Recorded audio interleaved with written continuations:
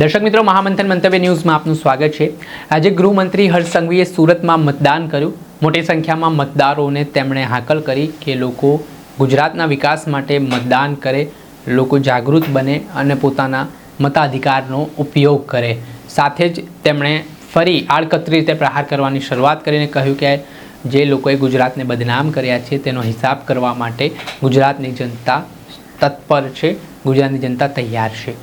ને સાથે તેમણે જે મતદાન બૂથો પર કેન્દ્રો પર જે વ્યવસ્થાઓ કરવામાં આવી છે, મતદાર જ્યારે મત આપવા માટે આવી રહ્યા છે ત્યારે કઈ કઈ સુવિધાઓ ઉપલબ્ધ કરવામાં આવી છે તે બાબતે તેમણે શું કહ્યું તે સાંભળો।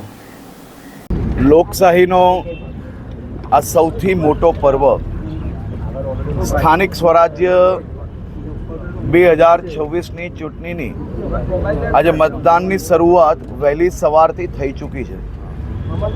રાજ્યભરના નાગરિકોનો આભાર માનવો પડે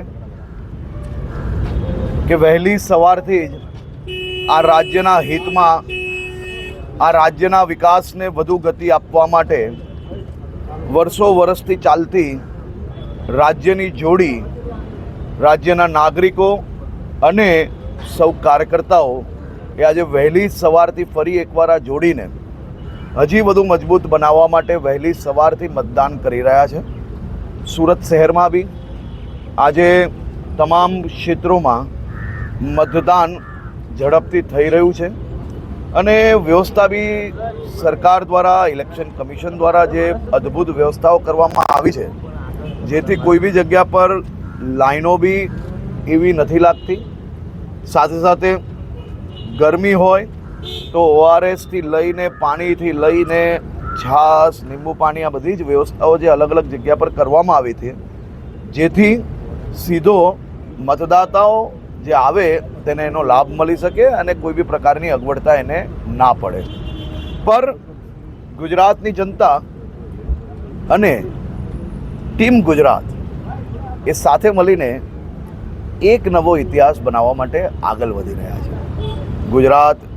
ગુજરાતના નાગરિકોને બદનામ કરનાર લોકોને 100% હિસાબ કરવા માટે ગુજરાતના નાગરિકો સંપૂર્ણ સજ્જ છે। લોકોમાં એક અનેરો ઉત્સાહ જોવા મળી રહ્યો છે, લાંબી લાઈનો છે કારણ કે ગરમી ચાલી રહી છે, લોકો વધુને વધુ મતદાન કરવા નીકળી રહ્યા છે।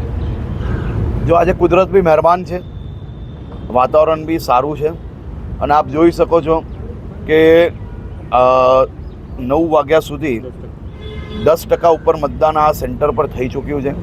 તો બી જે વ્યવસ્થાઓ કરવામાં આવી છે, 5 જ મિનિટની અંદર કોઈ બી મતદાતા આવશે તો 5 થી 10 મિનિટની અંદર એ મતદાન કરીને ફરી બહાર નીકળી શકે એ પ્રકારની સરસ વ્યવસ્થાઓ બધી સ્કૂલોમાં કરવામાં આવી છે।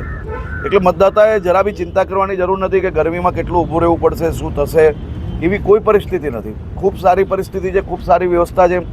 આપે જોયું કે જે સિનિયર સિટીઝન મતદાન કરવા આવેલા હતા, મારી જોડે જોડે ગયા હતા, મારાથી પહેલાં બહાર નીકળીને એ એમના ઘર તરફ વળી શક્યા। એટલી સરસ વ્યવસ્થાઓ કરવામાં આવી છે સિનિયર સિટીઝનો માટે। ખાસ કરીને જે સિનિયર સિટીઝન ચાલી નથી શકતા તેના માટે વ્હીલચેરની વ્યવસ્થાઓ, આવા લઈ જવા માટેની વ્યવસ્થાઓ, આ બધી જ જે વ્યવસ્થાઓ કરવામાં આવી છે જેથી કોઈ બી મતદાતાઓએ કોઈ બી પ્રકારની એને તકલીફ ના પડે તે માટે આ વ્યવસ્થાઓ કરવામાં આવી છે। અને બેફિકર તમામ લોકો પોતપોતાના ઘરેથી નીકળીને મતદાન સેન્ટર તક જઈ શકે છે। કોઈ પ્રકારની અગવડતા નથી। બધી જ જગ્યા પર પંખાઓની વ્યવસ્થા, બધી જ જગ્યા પર ORS, પાણી, લીંબુ પાણી, આ બધી જ વ્યવસ્થાઓ છે જેથી તમે જશો તો લોકશાહીના આ ઉત્સવનો આનંદ માણી શકશો।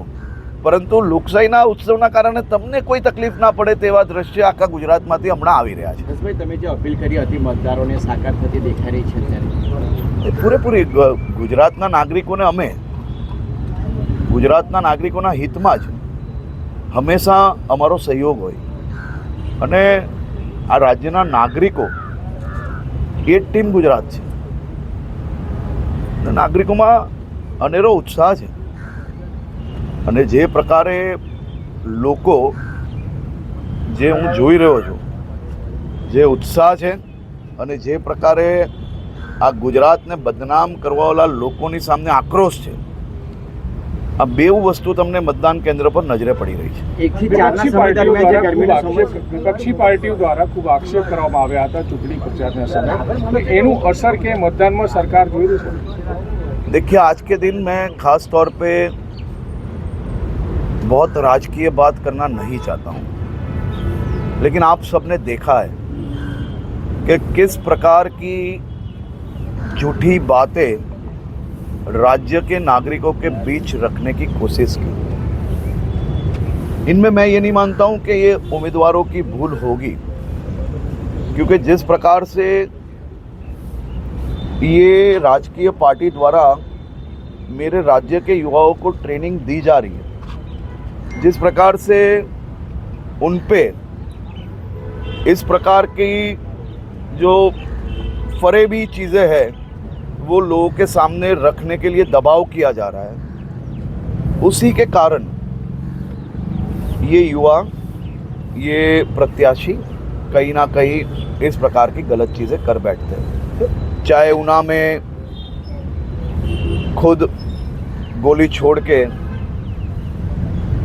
अपने आप पे कोई हमला हुआ हो वो प्रस्तावित करने की कोशिश, या चाहे गुजरात भर में अन्य समाजों को लड़ाने की कोशिश, या चाहे गुजरात के अलग अलग समाजों में जाके छोटी छोटी बैठकों में मत पाने के लिए जिस प्रकार के वादे उन्होंने दिए, ये पूरे गुजरात के लोगों ने देखे हैं। ये अपने आप में बहुत ही दुखद बात है। जीत के लिए कितने आशावान, जीत के लिए कितना आत्मविश्वास है? गुजरात की जनता की बहुत બેવ કહેલો છે। જીતની કેટલી આશા સાહેબ કઈ રીતે જોઈ રહ્યા છો? ગુજરાતના નાગરિકોને ભારતીય જનતા પાર્ટી એક ટીમ તરીકે ફરી એકવાર સાથે મળીને આપણે આપણા રાજ્યને વધુમાં વધુ વિકાસની ગતિએ આગળ પહોંચાડી શકે તે માટે ભારે મતદાન થઈ રહ્યું છે, અને હું સ્પષ્ટપણે માનું છું કે ગુજરાતના નાગરિકો એક નવો ઇતિહાસ લખશે, સાથે મળીને લખશો, અને ગુજરાતના નાગરિકોના હિતમાં આવનારા દિવસોમાં હજી વધુ ઝડપથી કામગીરી આગળ વધશે। સર, રાજસ્થાનમાં જે ઘટના બની એ કાવતરું બનીને સામે આવ્યું છે, ઓડિયો પણ સામે આવ્યું છે, તો પછી મેં સાંભળ્યો નથી, એકવાર સાંભળ્યા પછી વાત કરીશ। गुजरात में जीत को लेकर बीजेपी तमाम चाहे नगर पालिका पंचायत चुनाव जो भी है कितनी आशावान है? देखिए, गुजरात के नागरिक और भारतीय जनता पार्टी एक साथ मिलके एक नया इतिहास लिखेगी। खास तौर पे गुजरात के नागरिकों ने ये थाम लिया है कि गुजरात एवं गुजरात के नागरिकों को बदनाम करने वाले लोगों का ये वक्त एक एक करके ऐसा हिसाब किया जाएगा कि आने वाले दिनों में कोई और राज्य के चुनावों में गुजरात के नागरिकों को बिना कोई कारण बदनाम करने की कोई कोशिश ना करें। विपक्षी पार्टियां लगातार हमलावर रही चुनाव प्रचार के दौरान, तो ऐसे में कोई सरकार के खिलाफ देख रहे कि मतलब जनता जाएगी? देखिए, विपक्षियों ने जितने भी नए खेल या फरेबी चीज़ें लोगों को भड़काने के लिए किया गया है, वो सभी में वो पकड़े भी गए हैं। चाहे ऊना हो, चाहे छोटे छोटे ग्रुप में मुस्लिम समाज के लोगों को भड़काने के लिए जो प्रयास किया था वो भी लोगों के सामने आया है, चाहे ऊना का कांड हो वो भी आया है, चारों ओर किस प्रकार से पैसे दिए जा रहे हैं वो भी लोगों के सामने आया है। यही है चुनाव और आप में जनता यही उनकी राजनीति है।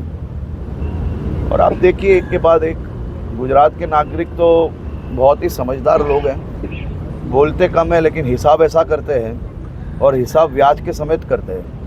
यही नेताओं ने मेरे गुजरात के नागरिक और गुजरात को बदनाम करने के लिए कोई कसर नहीं छोड़ी है। हर दूसरे राज्य के चुनाव में इनको गुजरात और गुजरात के लोग ही नज़र आते हैं और उनको गालियाँ देने में कभी कोई मौका नहीं छोड़ते हैं।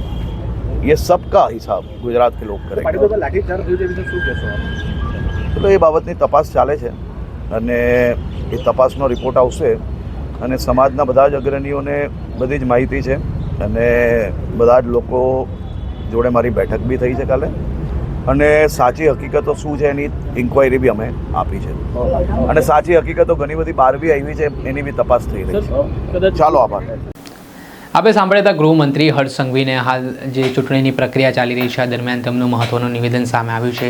વિરોધીઓ પર તેમણે આડકતરી રીતે પ્રહાર કરવાની શરૂઆત કરી છે, જેના જ કારણે રાજકારણ ગરમાવાની શરૂઆત થઈ છે. દર્શક મિત્ર, આવા જ વિડીયો જોવા માટે મહામંથન મંતવ્ય ન્યૂઝ જોતા રહો.